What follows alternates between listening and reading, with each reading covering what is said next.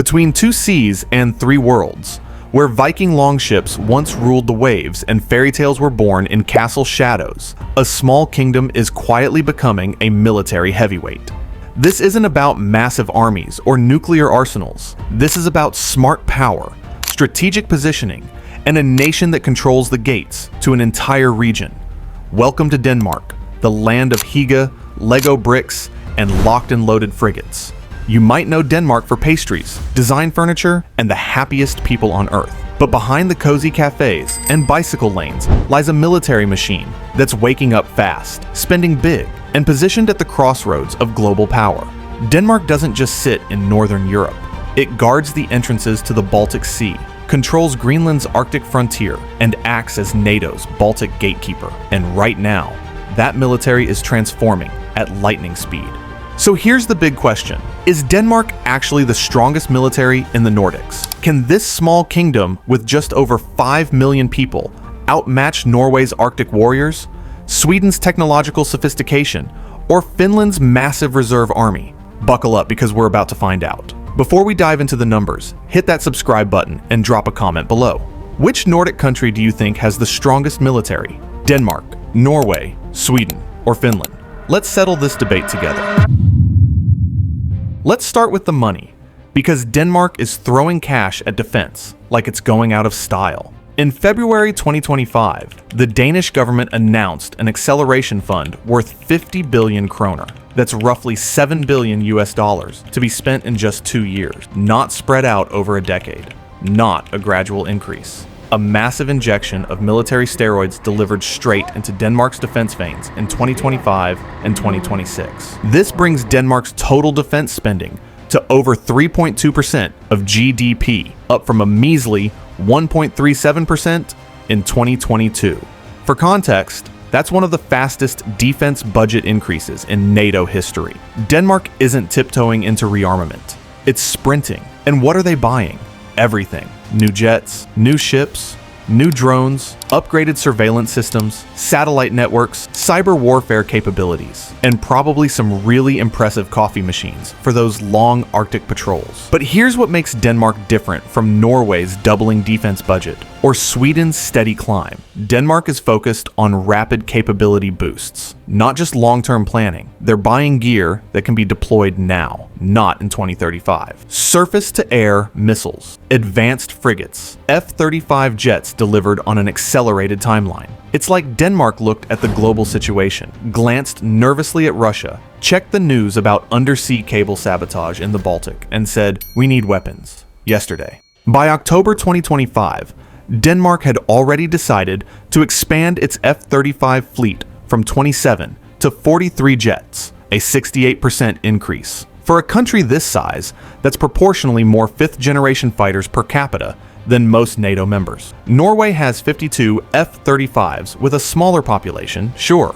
Sweden flies Gripens, excellent planes, but not stealth. Finland is still phasing in their F-35 order. Denmark is building one of the most advanced air forces in Europe, and they're doing it fast. Let's get into the toys, because Denmark is packing serious heat. Start with the Royal Danish Navy. Denmark operates Iver Huitfeldt-class frigates, some of the most advanced air defense warships in Europe. These ships are equipped with Mark 41 vertical launch systems, firing SM-2 and ESSM missiles, capable of swatting aircraft and incoming missiles out of the sky with precision. Then, there's the Absalon class, originally designed as flexible support ships, but upgraded into full-fledged frigates with anti-submarine warfare suites, towed array sonars, and helicopter support.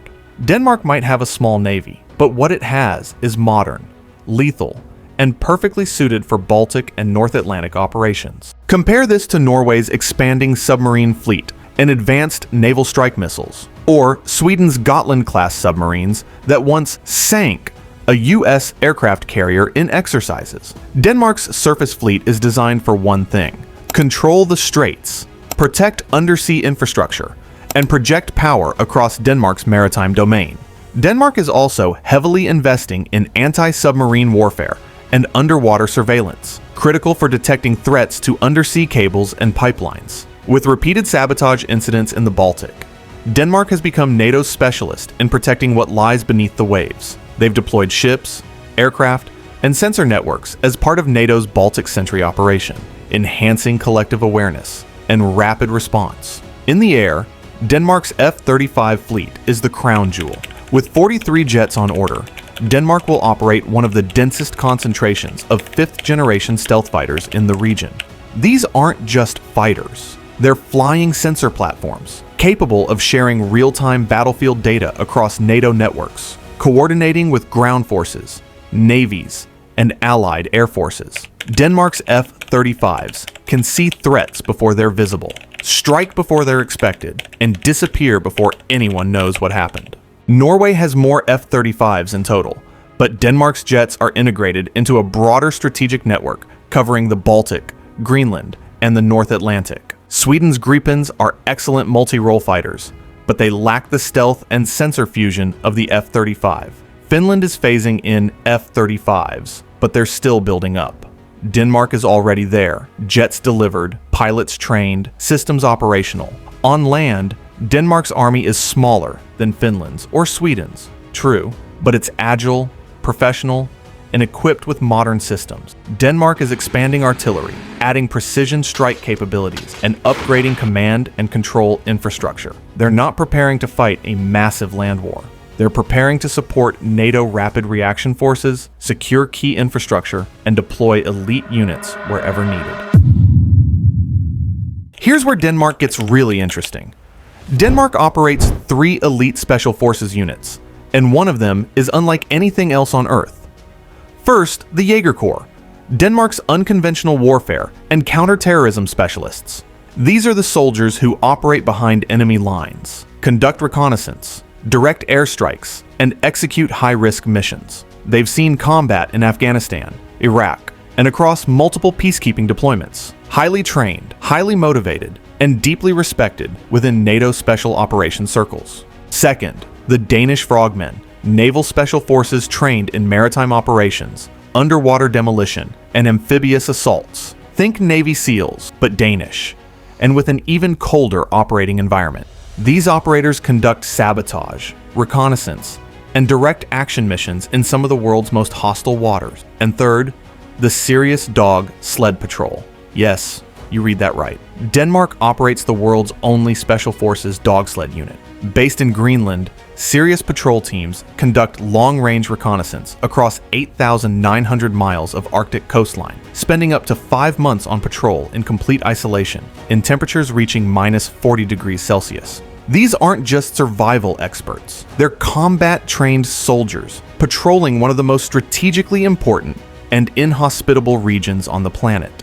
They maintain Danish sovereignty, detect foreign activity, and operate in conditions that would break most armies. It's a unique capability, a strategic asset, and frankly, one of the most badass military units you've never heard of. Norway has elite Arctic warfare units, yes. Finland trains its conscripts for winter combat. Sweden has its rangers, but Denmark has soldiers who patrol the Arctic with dog sleds, rifles, and satellite communications for months at a time, in total darkness. That's not just tough, that's legendary. So let's break it down. Who has the strongest military in the Nordics? Norway spends about $9.2 billion on defense, operates 52 F-35s, and has roughly 15,000 active troops, with 40,000 reserves. Norway is doubling its defense budget by 2036, building advanced naval strike missiles, and positioning itself as NATO's Arctic fortress. Norway's military is excellent, no question, but it's focused heavily on northern defense and lacks the strategic chokepoint control that Denmark has. Sweden spends around $11.1 billion, operates 24,000 active personnel with 31,000 reserves, and flies one of Europe's best indigenous fighter jets, the Gripen. Sweden has a strong defense industry, advanced submarines, and a long tradition of military neutrality, turned NATO membership. But Sweden doesn't control critical maritime chokepoints, and its military is still transitioning from a defense-focused mindset to full NATO integration. Finland is the wild card, with 24,000 active troops, but a staggering 870,000 reserves. Finland has the largest wartime mobilization capacity in the Nordics. Finland's conscription system is universal, rigorous, and designed to turn the entire nation into a fortress if needed. Finland has extensive artillery, modern armor, and a deep commitment to territorial defense. But Finland's military is designed for one thing: defending Finland. It's not power projection, it's a porcupine strategy. Denmark spends less in absolute terms, but it's spending smarter and faster. Denmark controls the Danish Straits, Greenland, and Bornholm. Denmark operates 43 F-35s, advanced frigates, elite special forces, and cutting-edge surveillance networks. Denmark is NATO's gatekeeper in the Baltic and the Arctic. Denmark doesn't need the biggest army. It has the most strategic position. So, who wins? It depends on what you mean by strongest. Finland wins on mobilization capacity. Sweden wins on industrial base. Norway wins on Arctic focus and F-35 numbers. But Denmark wins on strategic importance, rapid modernization, and the ability to influence regional security far beyond its size. Denmark isn't just defending itself.